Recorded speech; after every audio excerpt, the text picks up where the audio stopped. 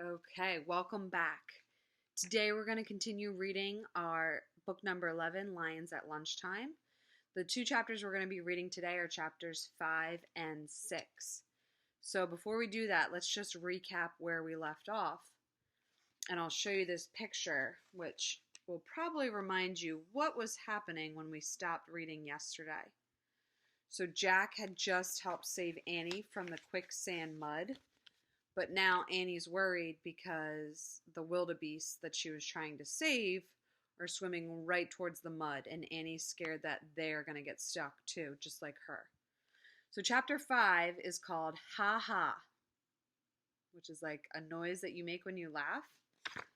See, this is how it's spelled, H-A-H-A.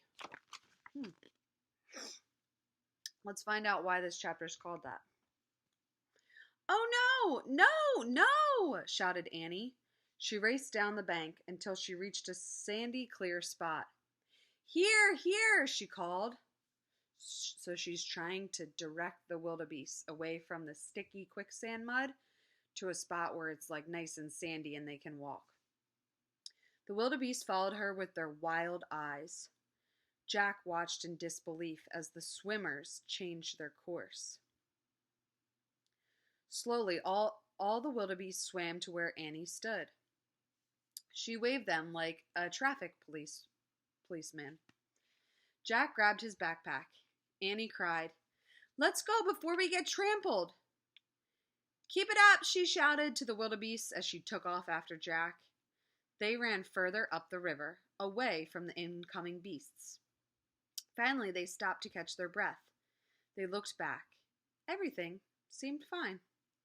The wildebeest were scrambling safely onto the riverbank.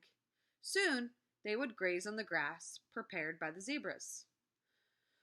"Good work," said Jack to Annie. "Thanks," she said. "Okay, now for a riddle." "No. First, we've got to get clean," said Jack. "You look like you're in a mud suit." High-pitched laughter rang through the air. It sounded mocking and mean.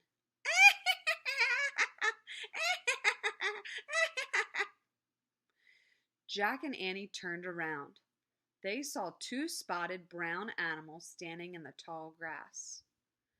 Do you know what kind of brown spotted animals laugh like that, make that noise? The creatures had bodies like dogs, but with sloping backs. They laughed again. "Ha ha," said Annie. "You don't look so great yourself." "What are they?" said Jack.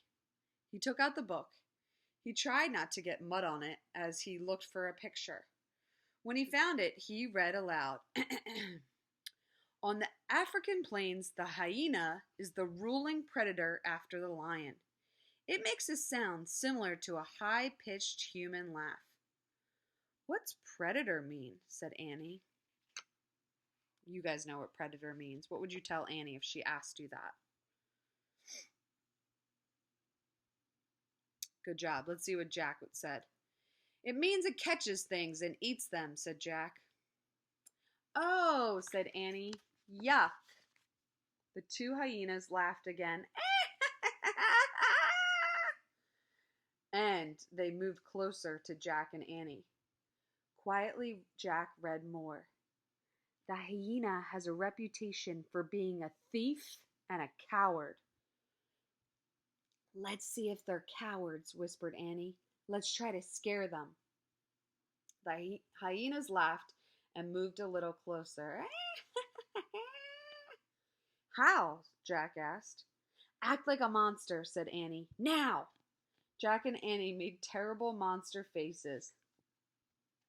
You make a terrible monster face. Oh, that was a good one. They put out their hands and rushed at the hyenas.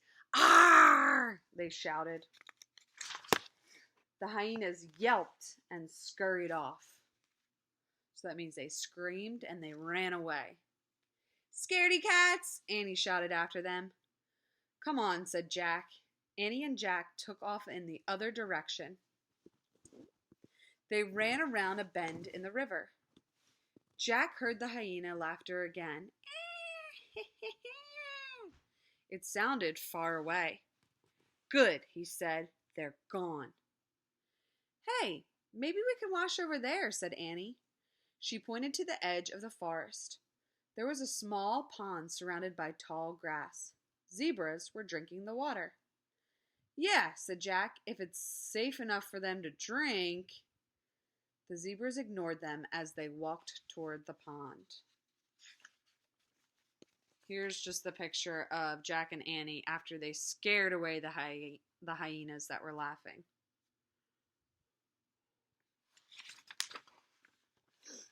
When they reached the edge of the water, Jack set his heavy pack down in the dry grass. He glanced around. No lions were in sight, but then he heard something. On the far side of the pond, something very big was coming out of the trees. Oh boy.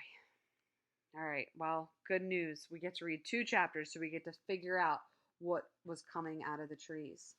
So for chapter 6, it's called Spick and Span, which I think my dad used to say that to me when he wanted my room really super clean. He would say, Mrs. Shockley, you can't go play with your friends until your room is spick and span. Let's find out why this chapter is called that. Be still, said Jack. Jack and Annie stood frozen as an elephant stepped out of the shadows. It waded into the pond and dipped its trunk into the water. Oh, wow, said Annie. Jack breathed a sigh of relief. An elephant wasn't going to chase them and eat them. Still, the elephant was huge. Let's sneak away, said Jack. But I want to watch, said Annie.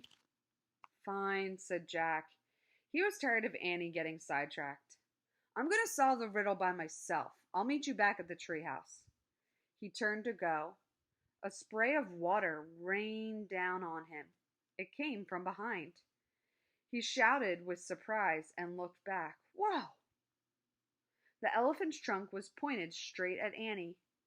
Cool, she cried. He's giving me a shower. Wait till you see this picture. That would be so cool if an elephant gave you a shower. Well, at least I think so. What do you think? I'm thinking that if I were Annie, I would feel very happy right now. The elephant sprayed her again, then again. The mud slowly rolled off her face, her braids, her t-shirt, her shorts, her legs, and her sneakers. I guess the elephant doesn't like dirty kids, said Annie, laughing. Her eyes were squeezed shut. Finally, she was clean and soaking wet. Now it's your turn, she said to Jack. Jack stepped forward and shut his eyes tight. A blast of water hit him. It did feel like a shower, a strong shower. When Jack was clean, the elephant let out a grunt. Then he started to splash himself with water. Thanks, said Annie. Yeah, thanks, said Jack. I'm spick and span now, said Annie. Oh, so there's why they called the chapter that, because Annie is now clean. No mud on her anymore, just like my dad used to tell me that he wanted my bedroom clean, so he would say to make it spick and span. So you can use that phrase too if you want to tell somebody to make something really clean. Okay, let's keep reading. When the sun dries me off, I'll be like new. Good, said Jack. Now we can get serious. He picked up his heavy pack. We have to figure out the answer to the riddle, so we can leave this place before we run into real trouble. He looked around nervously. Where are the lions? He wondered. A small bird flitted near his head. Hi, Annie said to the bird. Jack turned back to her. According to the riddle, we're looking for something gold and sweet. What do you want? Annie asked the bird. The bird twittered and flew around Jack and Annie. Its feathers were dull gray, but it had a bright, happy manner.